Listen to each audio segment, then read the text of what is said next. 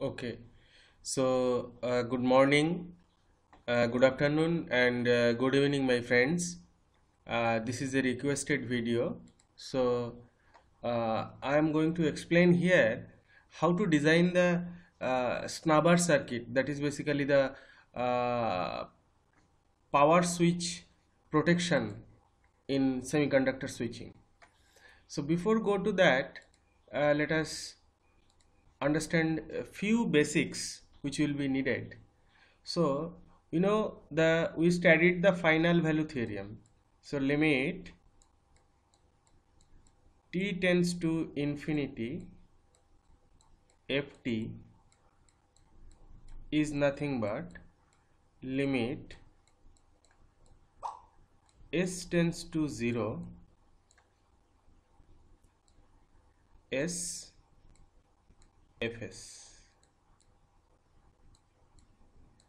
And for initial value theorem, this should be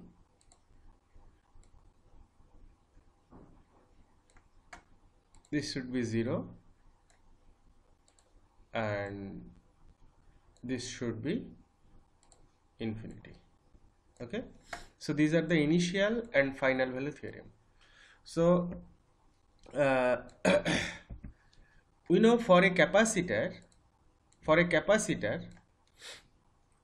initially it will work as a short circuit and finally it will open as behave as an open circuit. That means when the capacitor is not charged, it will behave as a short circuit, and when it will be fully charged, it will behave as a open circuit. Inductor is opposite. Initially it will open as open circuit, so that's why it will used as line choke to restrict the inrush current, and when it will be at t is equal to infinity, it will become it will behave as short.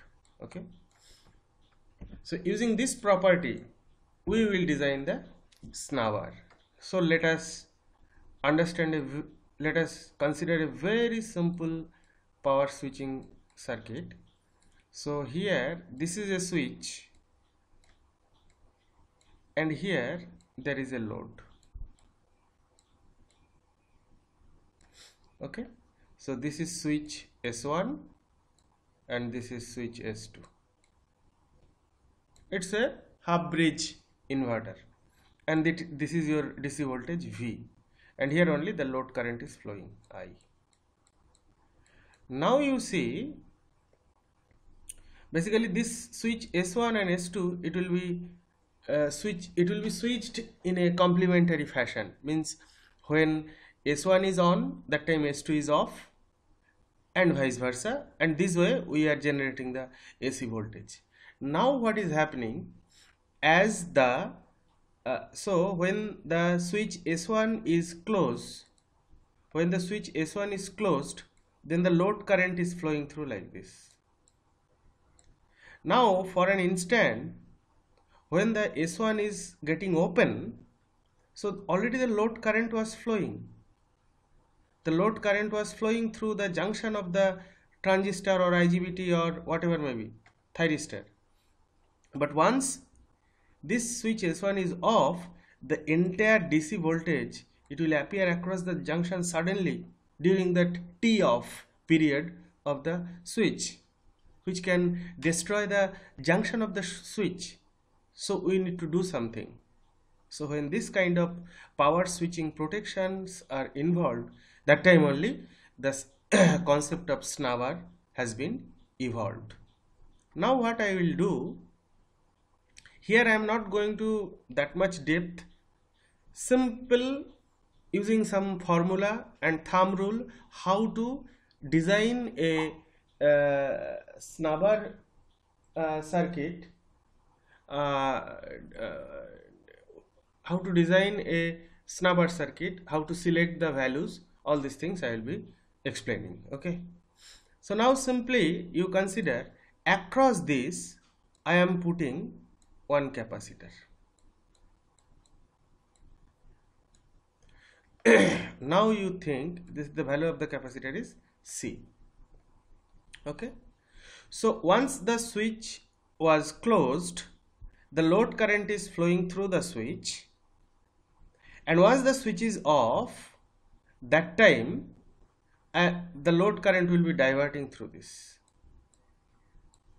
Okay, and as I told initially, the capacitor will behave as a short circuit. The entire load current will flow through the capacitor. Now how to find out the sizing of the capacitor? So C is equal to what? Basically this is charge by voltage. This is the DC voltage, and charge is equal to current into time. So this is I load into time. Time means T off of the transistor or IGBT divided by V. So using this formula, simply you can find out the capacitor, the snubber capacitor. Now the question is, okay, it's fine. The problem during switching off of the device I have solved. Now again, when the switch will be closed, then the capacitor, at what voltage it is getting charged, it will try to discharge through this path. So it will take load current plus this discharge current.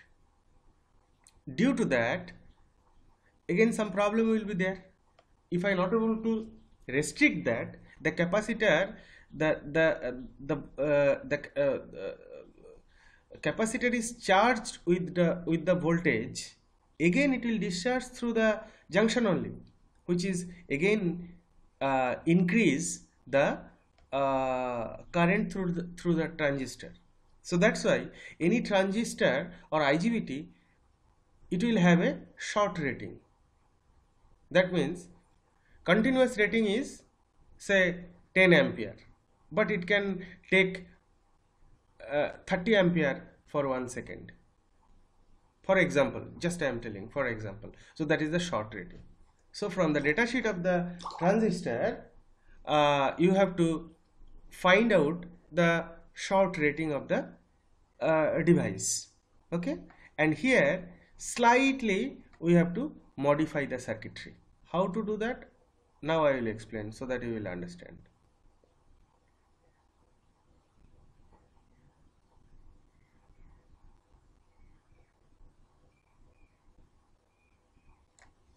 Here, what modification I am doing, instead of that, I am putting one resistance here, then one capacitance, and here I will be putting one diode.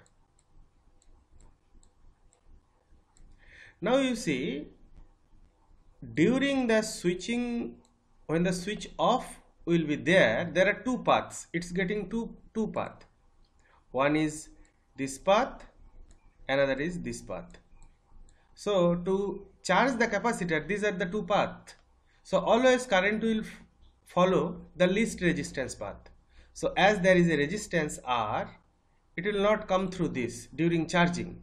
It will come through diode and getting charged, which will follow this equation. Now while it is getting discharged, you see the diode, now once it is charged, so polarity is like this. So once the switch will again close, due to the diode, this path, the path through which it is getting charged, it will not discharge in that path because it is in reverse diode, it is in reverse bias. It will basically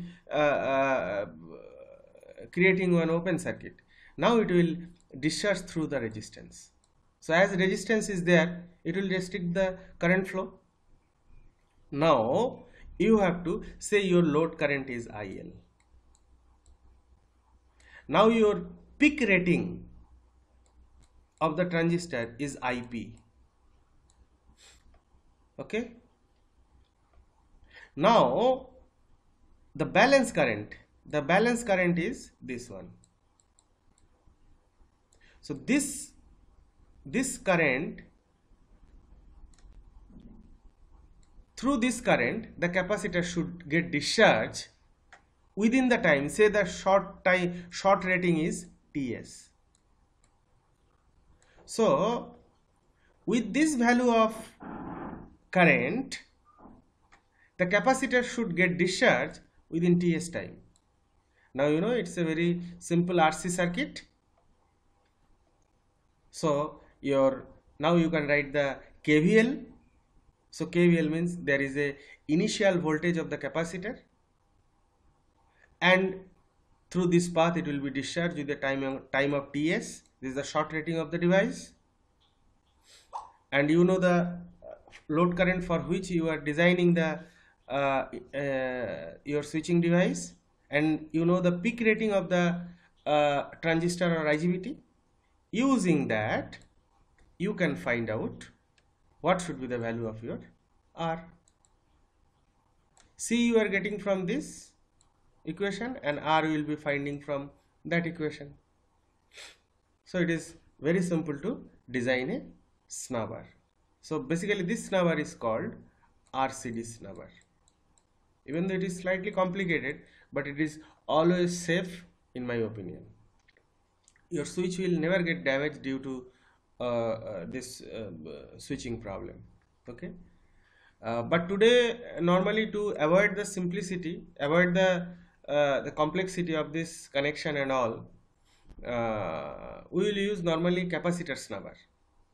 So it is quite easy to implement, but the sizing of the capacitor may increase slightly. Okay, so you should be very optimal that to restrict the voltage which will appear across the junction of the transistor while it is turning off, you should not increase the capacitor so high that during discharge again it will when it will be discharging, that means when the switch will be on again, it will create excessive current passing through the junction. So all these things you have to consider optimally, and you have to design your snubber. So this is all about the snubber circuit. Hope it will be useful to you. Thank you so much.